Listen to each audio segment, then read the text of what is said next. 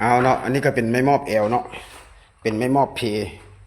สไตล์เรียบๆเลยบ่มีดอกมีดวงเป็นเรียบๆตัวนี้จะเป็นไม้มอบที่เฮาออกมือเอกเอาเนาะเพราะว่าต้องปรับให้มันได้ระดับ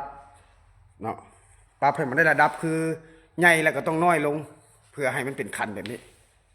ตัวนี้ก็เป็นฟูลลิ่งคือกันแต่ว่าจะเป็นเรียบๆแต่จะเป็นไม้มอบที่เฮาออกเอาเนาะ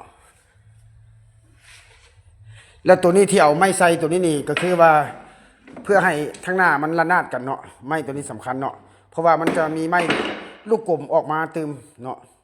ไม้มอบเอวตัวนี้จะมีลูกกลมออกมาเติมนี่นะก็ถือว่าขั้นตอนไม้มอบก็ถือว่าสำเร็จเนาะถ้าว่าคลิปนี้ดีมีประโยชน์ก็ลองเอาไปปรับใช้ในหน้าเวียกลองเบิ่งเนาะบางครั้งบางคราวเฮาก็ต้องได้ออกเองไม้มอบนะสำเร็จไม้มอบเอว